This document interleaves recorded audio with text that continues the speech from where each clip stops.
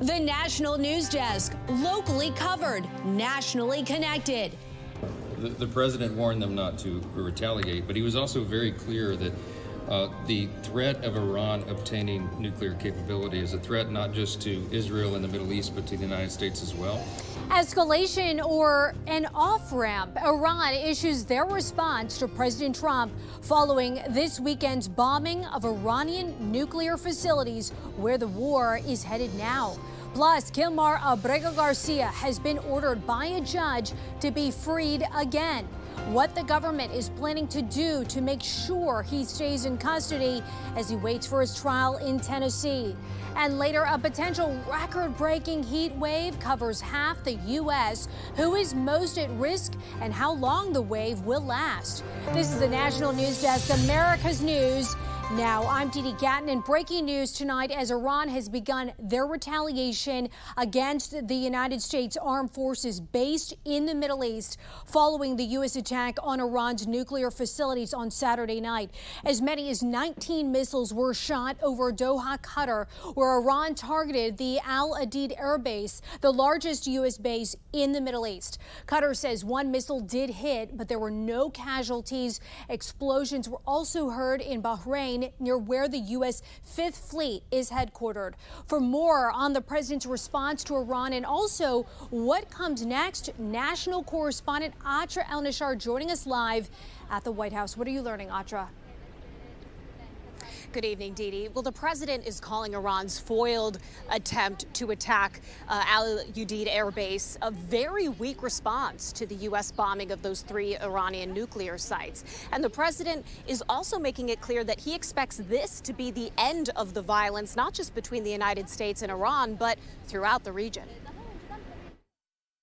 President Trump calling Iran's foiled attempt to strike Al Udeid air base in Qatar a very weak response to the U.S. strikes on 3 Iranian nuclear sites. The president also making clear he expects this to be the end of the violence, not only between the United States and Iran, but throughout the region. In a Truth Social post Monday afternoon, the president says, "I am pleased to report that no Americans were harmed and hardly any damage was done. Most importantly, they've gotten it all out of their system, and there will hopefully be no further hate. I want to thank Iran for giving us early notice, which made it possible for no lives to be lost and nobody to be injured. Perhaps Iran can now proceed to peace and harmony in the region, and I will enthusiastically encourage Israel to do the same." Qatari officials confirmed to media outlets Iran gave them a general warning that American bases could be attacked. Immediately after the strikes, Iran made it a point to say the number of missiles they used was equal to the amount of bombs the U.S. dropped on its nuclear sites. This is widely being interpreted as a symbolic move, a sign that Iran may be ready to de-escalate hostilities with the United States. What we are seeing is calculation on behalf of the Iranians to say, okay, we've responded to the United States attack from this past weekend. Now we need to look for the off-ramp where we can work our way to the negotiating table. There are some 40,000 American troops stationed throughout the Middle East. Bases across the region have been preparing for an escalation in hostilities and potentially incoming fire. Meanwhile, there are still questions about how effective the U.S. strikes on Iran's nuclear sites were. More time is required for definitive answers, but President Trump, despite more cautious remarks from others in his administration, insists Iran's nuclear program was obliterated.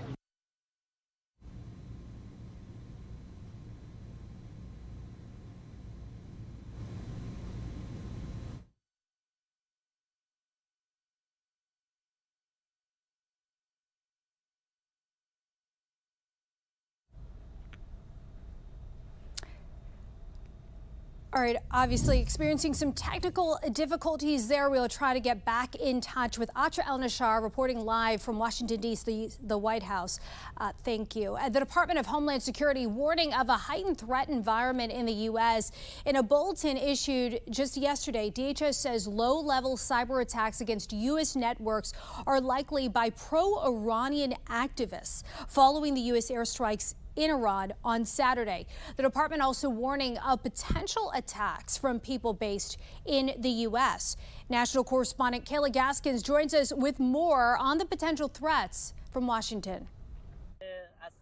The U.S. remains on high alert following the weekend strikes on Iran's nuclear facilities. NBC News reporting Iran warned President Trump before the strikes that they would activate sleeper terror cells in the United States if the U.S. dropped bombs on their nuclear sites. Sleeper cells carrying out acts of terrorism here in the United States. The administration is being vigilant. Law enforcement across the country is being vigilant.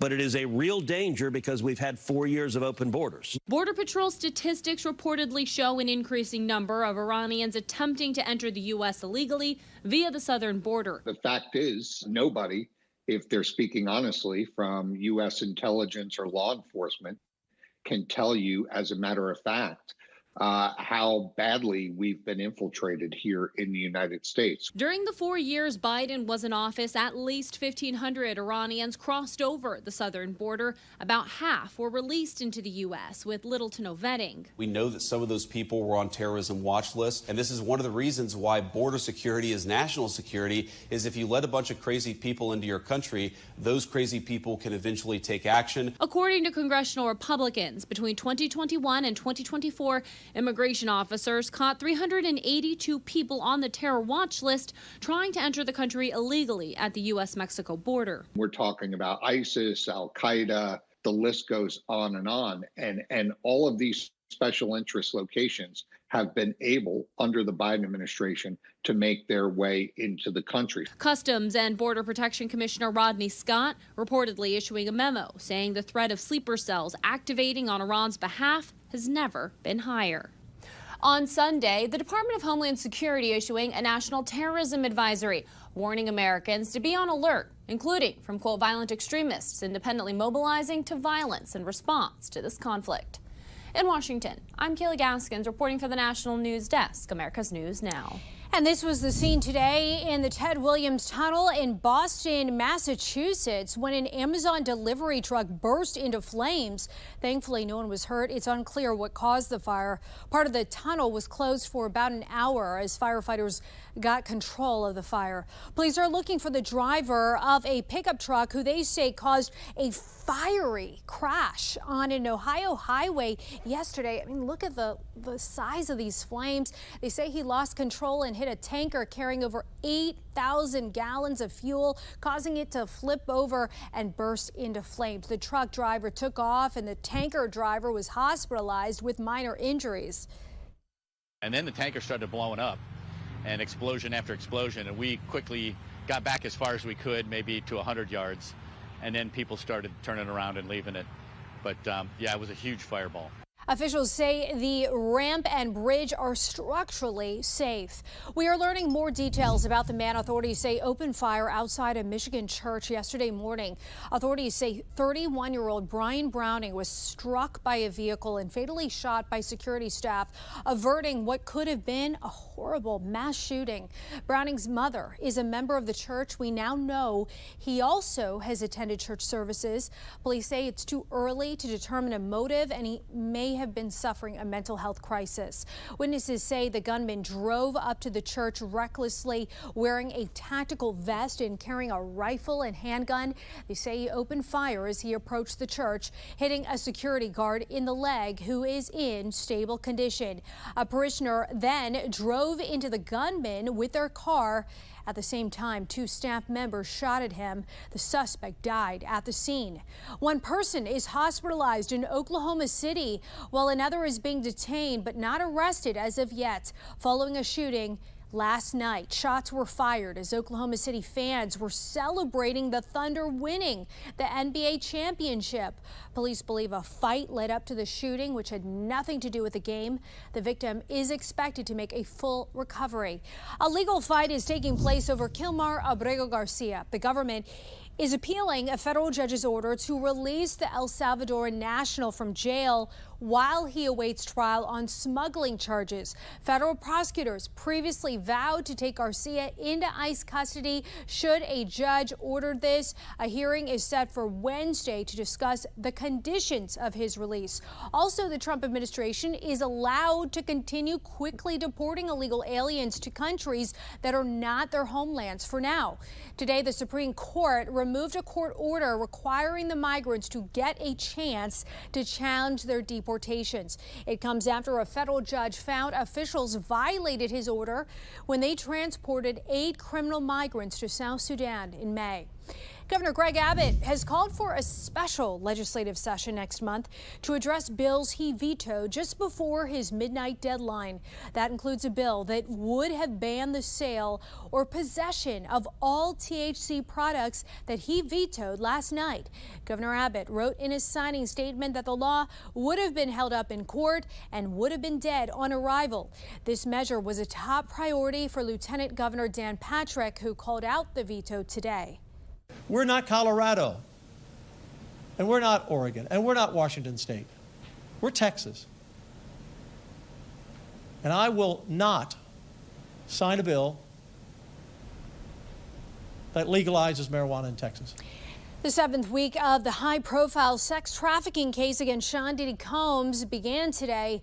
It's looking likely that this will likely be the last week of testimony. The prosecution says they have one witness left to testify, Special Agent Joseph Cerciello of Homeland Security Investigations, and then they will rest their case tomorrow. Combs' attorneys have told the court they do not plan to call any witnesses. They will, however, submit evidence to the court. Closing arguments are expected in the trial as early as Thursday. Coming up next year, the regions at highest risk for extreme temperatures today and how long this heat wave will last. Also, lawmakers continue tweaking the one big, beautiful bill. What needs to happen for it to get to President Trump's desk by next week? And later, it can take decades to pay off a few $1,000s in credit card debt. The best way to get it under control. We'll be right back.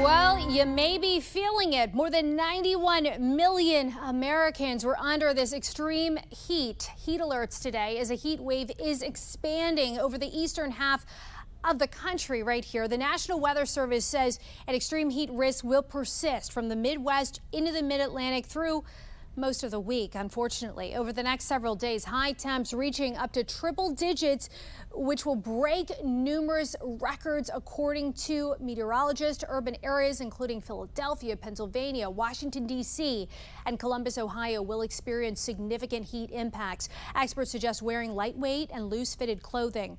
Also, hundreds of firefighters are battling active fire zones in southern Utah. According to WatchDuty.org, over 7,000 acres have burned since the Forsyth fire began last Thursday. Dozens of residents were forced to evacuate from the Pine Valley area and other communities. Utah Governor Spencer Cox says it's likely the first of many. We need more logging. We need more grazing. It's not destroying the forests at all. It's making the forest healthier, and it's just stopping these catastrophic fires. The fire was sparked by lightning and has grown from strong winds. Iran could be trying to solidify relations with Russia, an American adversary and nuclear-armed country, as the Middle Eastern nation looks for allies while vowing revenge for U.S. strikes on its nuclear facilities. National correspondent Matt Gelka reports from Washington.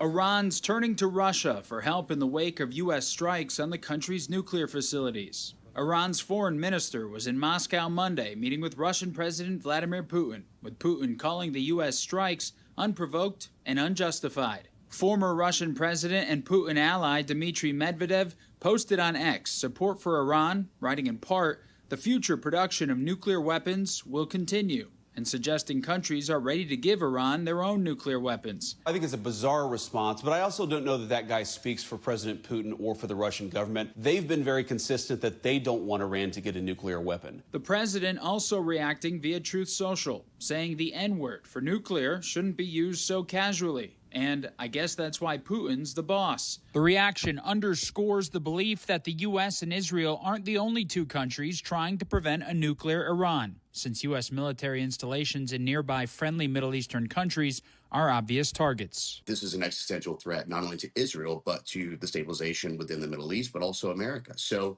the president's been very, very consistent in the idea that he wants to have a diplomatic channel, but he also has been consistent that Iran cannot possess a nuclear weapon. Russia's involvement is mostly being dismissed for now, with Moscow's Middle East influence not as strong as it once was. What has Russia done?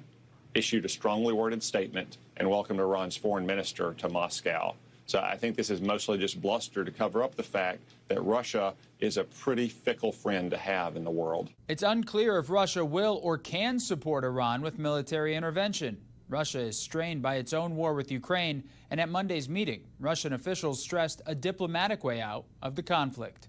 Reporting in Washington, I'm Matt Gelka for the National News Desk, America's News Now.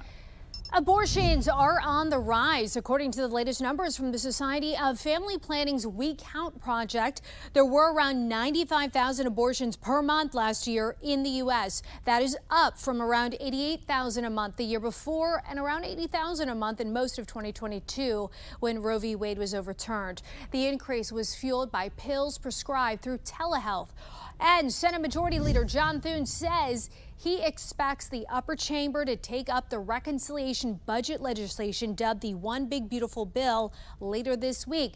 But part of the sprawling measure has been cut by the Senate parliamentarian. In order for the bill to be compliant with Senate rules to qualify for a simple majority vote, only budgetary items can be included. Therefore, a measure relating to curtailing federal judges' injunctions on executive orders, that has been removed. President Trump wants the bill that includes making his 2017 tax cuts permanent on his desk by next week. In order to do so, the House will need to vote on the Senate changes next week.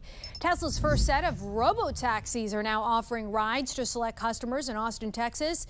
CEO Elon Musk said passengers will pay a flat fee of $4.20. He said Tesla is starting small, but he expects hundreds of thousands of Teslas driving autonomously by the end of 2026. Self-driving cars are regulated by states, so expanding could be challenging.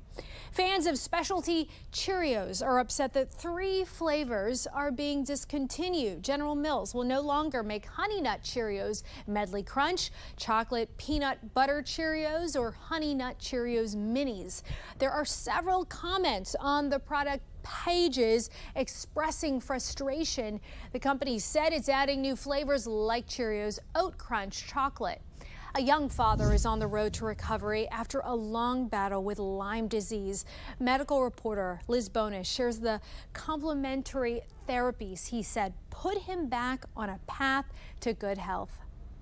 Hey there, everybody. Lyme disease is a bacterial infection. It is spread to humans through ticks that look like this. And early diagnosis and treatment with antibiotics is critical so this disease does not progress. Unfortunately, trainer Tyler Menke here at Ohio's My Fitness Suites didn't know he had Lyme disease early enough to avoid that progression. When you go through a long-term illness, you look at life a little differently. For the past few years, he could barely do the moves you see him doing here due to muscle weakness, joint pain, and extreme fatigue. These are all long-term complications, he learned, when he finally found out why he felt so bad. He tested positive for the infection that causes Lyme disease. He and his wife, Michelle, say it's been a long road back. This may sound hokey to some people, but I'm one of those people that had this awakening of sorts, a spiritual awakening. It happened right after the death of my dad and a chronic illness. God found me. Tyler, who is a father to Jack, Maya, and Ben, said that led to a quest to rebuild his own body and expand this fitness facility he and his wife, Michelle, now own. He started getting better when we started working on the project. He still has aches, pains, joint pain, muscle pain, but he can deal with it different because he's so excited about what he's doing. Tyler got excited because as he started using several complementary therapies he now has here in the fitness center's wellness suite, his own body began to heal. Body resistance training through Pilates, red light therapy, and salt cabin saunas, and even the cold plunge to follow. It really rids all the inflammation from your body in a 3-minute. So I look at it like a 3-minute workout. It's tough, but you feel really good the rest of the day. In addition, he added mind-body workouts such as hot yoga. The sweat, the heat, everything just really helps you cleanse, helps your mind, helps your body. And outdoor trail time to reconnect with nature. He says once you get the medical attention you need, people have an injury they're trying to recover from, or any chronic ailments, there's benefits there. Tyler does remind us the CDC is predicting a bad tick season this year. Symptoms can be completely resolved, however, if you catch it early. With your health news, I'm Liz Bonus reporting. Chronic Lyme disease can cause a wide range of symptoms and can present differently from one patient to the next. It can also be challenging to diagnose because testing for it is so complex. More information is available at lymedisease.org. Breaking. Donald Trump says Israel and Iran have agreed to a complete and total ceasefire to be phased in over 24 hours. Getting a sense of this on his social media post. This is breaking right now, so of course we will have more details for you as they come in online and tonight at 10. On thenationaldesk.com. Coming up, how a group of Washington police officers step in to save a 5th grade summer camp. We'll have more right after this.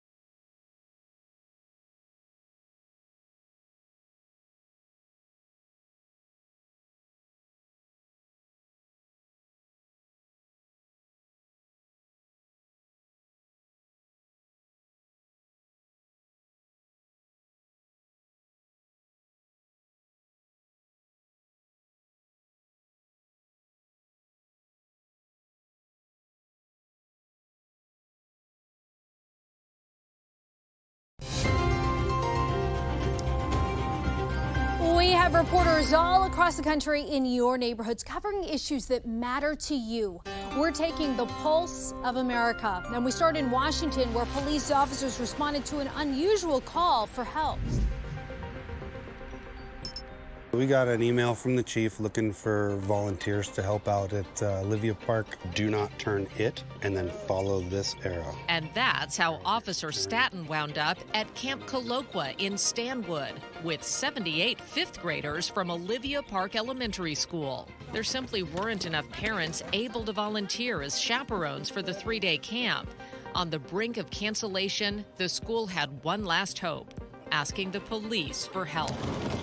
4 officers traded uniforms in the streets of Everett for shorts, T-shirts, and the outdoors, where they gained a new appreciation for teachers. These fifth graders have so much energy that they've been running me ragged.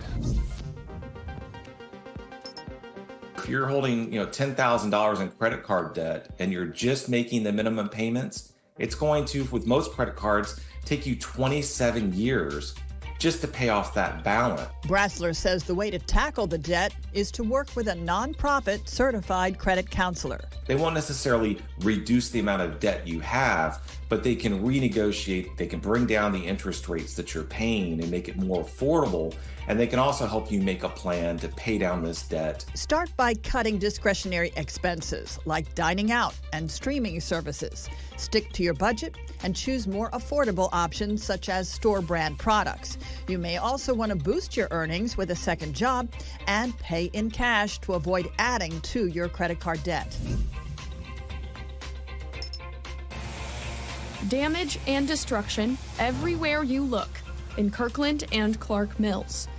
In the thick of the heat and humidity, neighbors are clearing trees, cleaning up yards. This is George Grazide's home, supporting the weight of the tree that came down in the early morning hours. I heard the wind and the rain. It was quite loud. So I got up and I walked to the front of the home to get my phone, and then I heard this crash, and you could see what happened. But George says he was lucky. Just a few doors down, 50-year-old Shelley Johnson was killed when a tree collapsed on her home.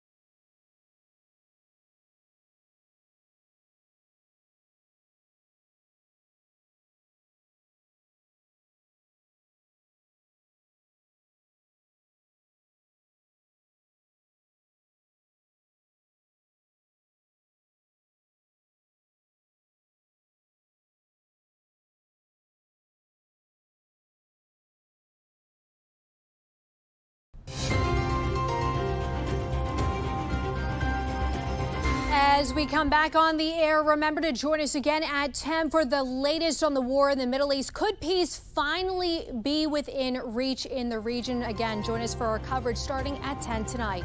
I'm Didi Gatton. Thanks for watching. We'll see you then.